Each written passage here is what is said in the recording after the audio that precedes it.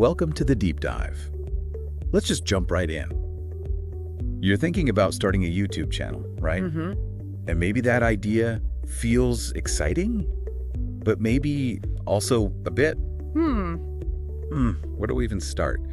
That feeling, it's totally normal. It really is, yeah. You look at just how much stuff is out there and all the behind the scenes, it can seem like a whole different language. Right. But the material we've been looking at, it actually is a really encouraging way in. It breaks it down step by step for pretty much anyone. Exactly. So our goal here is to boil down what really matters. You know, the mindset you need, some actual steps you can take, how to even think about content ideas. And growth. And growth, yeah.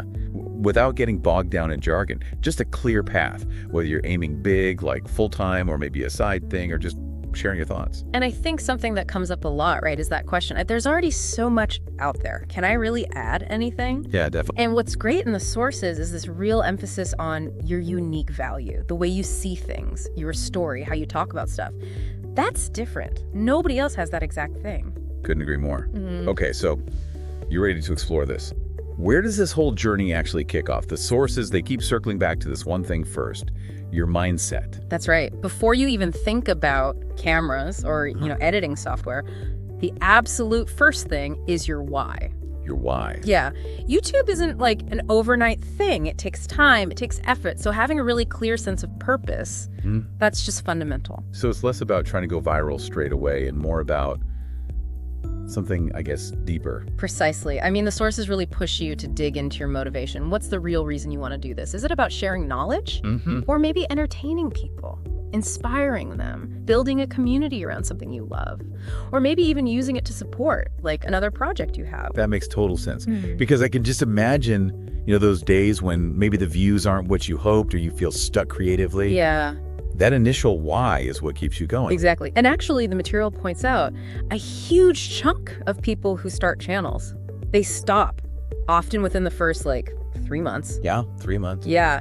And it's often not because they weren't good enough, but because they expected instant success. YouTube, it tends to reward that consistent effort, that passion, way more than being perfect right at the start. So the big takeaway then is get really clear on what's actually driving you. Is it freedom? Expression, helping people, whatever. That internal motivation, that's your anchor. Absolutely. Hold on to that why. It's way more important than any fancy gear you might buy later on. Okay, got it. So we've got our why sorted. What's next? The sources talk quite a bit about picking a niche. Yes, niching down. It's a really smart strategy, especially when you're just starting. A niche is basically just focusing your channel, your content, around a specific topic or theme. Right, instead of trying to be, all things to all people. Yeah. Which I guess could get confusing. Exactly. That's a really common beginner mistake, trying to cover too much unrelated stuff. Like 1 week it's tech reviews, the next it's cooking, then a travel vlog. Yeah, I've seen channels like that. And the problem is viewers get confused, and maybe more importantly, the YouTube algorithm gets confused. It doesn't know who to show your videos to. Okay, so how do you actually figure out your niche? Doesn't that feel a bit, I don't know, restrictive? Well, the sources suggest looking at where 3 things overlap. First, yeah. What are you genuinely passionate about? What do you just love talking about or doing? Passion. Second, right. What do you actually know about? Or what are you really excited to learn more about and share that journey? Knowledge or the willingness to learn. Right. And third, is there an audience for it? Are people actually searching for this stuff? Is there demand? Gotcha. So passion keeps you going, knowledge gives you stuff to say, and demand means someone might actually watch. Exactly. Let's take something broad like fitness. You could narrow that way down, maybe focus on home workouts for beginners. Okay. Or fitness for people over 40.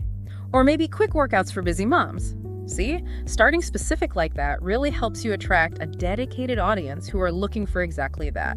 You build trust, you build momentum. That makes a lot of sense. You become their sort of go-to person for that specific thing. And the sources also say your niche isn't locked in forever. Right? It can change. Whoa, absolutely. As your channel grows, as you see what resonates, you can definitely broaden out or shift your focus. But starting specific, that gives you a really solid foundation. All right, so we've thought about the why and the what, the focus. Yeah. Now let's get practical. Actually, setting up the channel itself. Yeah, this is where it gets tangible. And the good news is the process itself. Pretty straightforward. You need a Google account first. Most people probably have one with Gmail anyway. Exactly. So you use that. Then inside YouTube, you just look for your channel option, click Create Channel. Simple as that. And then comes the channel name, which feels like a big deal. It can feel like it. The advice is basically pick something that reflects your content and ideally is easy for people to remember. Could be your name, could be something more brain-focused. Okay. After that, you'll want a profile picture and a channel banner. Those are your visuals, the first impression stuff. And you don't need to be a graphic designer for this, right? Yeah. I think that stops some people. Not at all. The sources specifically mention tools like Canva. Super user-friendly, lots of templates, makes it easy to create something decent looking, even with zero design skills. Good to know. Then you write your channel description. That's your little elevator pitch, really. Tell people who you are, what the channel's about, why they should subscribe. A bit of personality here helps. Like your channel's About Me page. Exactly. And finally, add links. Social media, maybe an email, a website if you have one, just adds credibility, gives people other ways to connect. Okay. And once you've done those steps, boom, your channel is live, ready for content. Okay, channel's up. Now, maybe the biggest hurdle for some, actually planning those first few videos. What do I even make? Absolutely. And the sources, they really hammer home the importance of planning before you hit record. Just, Right. Turning the camera on and winging it.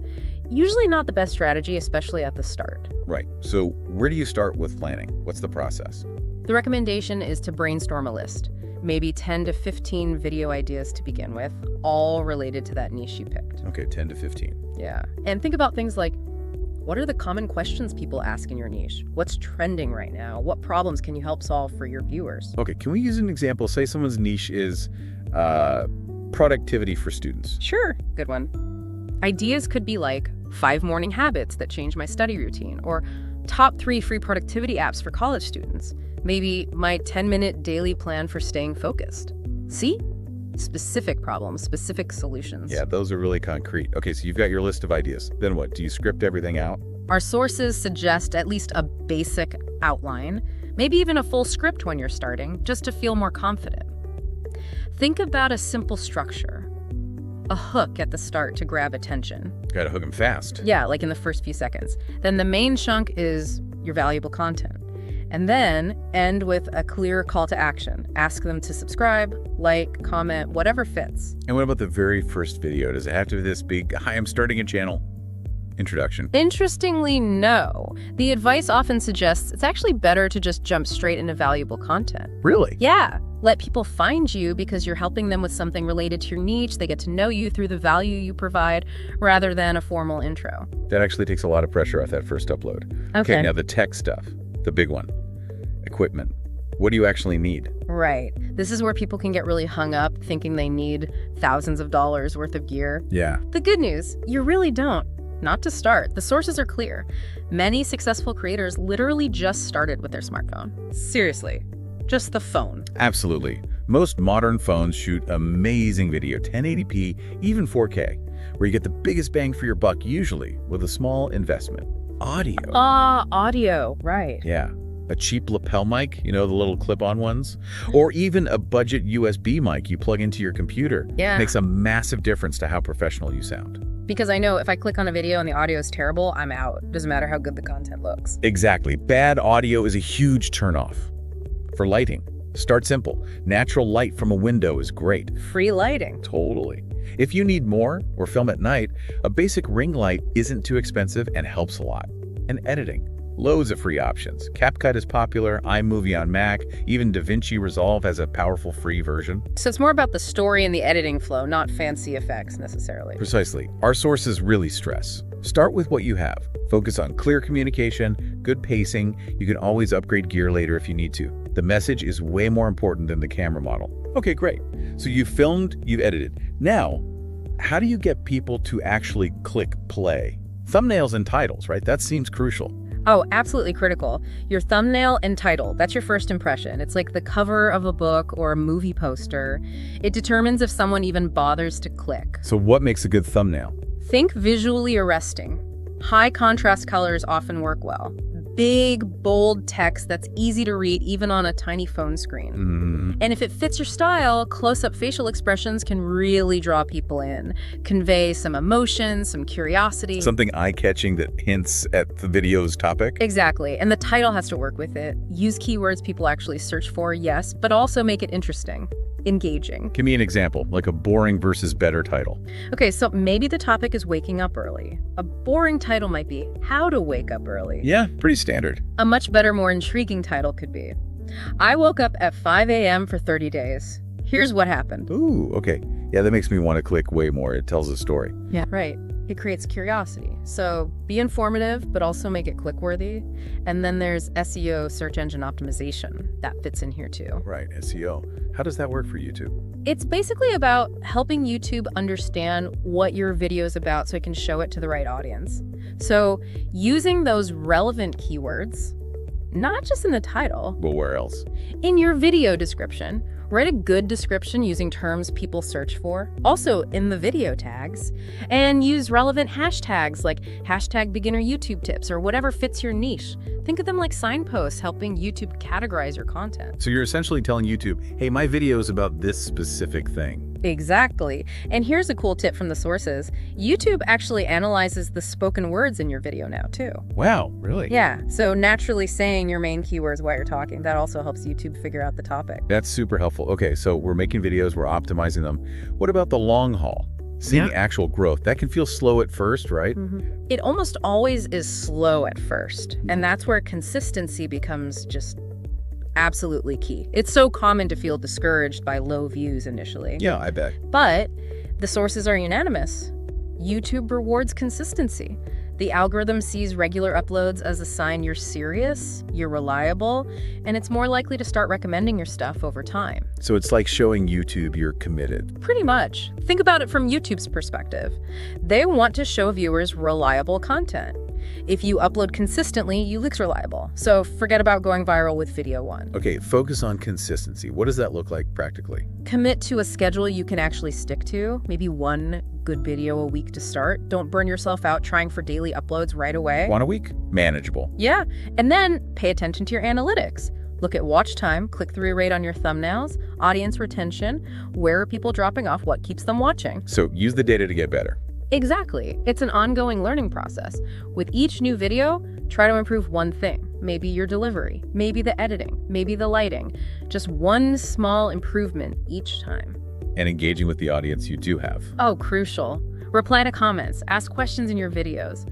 Build that community, even if it's small at first. Make people feel seen. And managing expectations is important too, isn't it? The sources suggest the first few months are mainly about learning. Absolutely. Like the first 3 to 6 months, consider that your learning phase, your building phase. Growth will likely be slow. Don't compare your chapter 1 to someone else's chapter 20. Good reminder. And remember, every single huge channel started with 0 subscribers, 0 views. Everyone starts there. So the keys for growth seem to be patience, consistency, always learning and improving and connecting with your viewers. That sums it up perfectly. It's definitely a marathon, not a sprint. But if you stick with it with the right mindset, you can build something really worthwhile. Okay, so let's kind of wrap this up. Starting a YouTube channel, it's totally doable. Huge opportunities for growth, creativity, maybe even income eventually. But it takes patience. It takes persistence. Absolutely. And like the material we looked at shows, you really don't need some revolutionary idea or super expensive camera or to be perfect right out of the gate. That's not the point. The most important thing, it sounds like, is just starting. Yeah. Publishing that first video, then the next one. And just keep learning, keep getting a little better each time. And remember that your unique voice, your perspective, your story, that's genuinely valuable. There are people out there who will connect with your specific way of sharing things. So maybe the final thought for you as you're thinking about this. Yeah. Consider the long game. Think about the impact you could have over time just by consistently sharing your perspective. Even if the start feels tiny, imagine who you might reach eventually. It really does all start with just hitting publish on that first one. Exactly. Take the leap, see where it goes.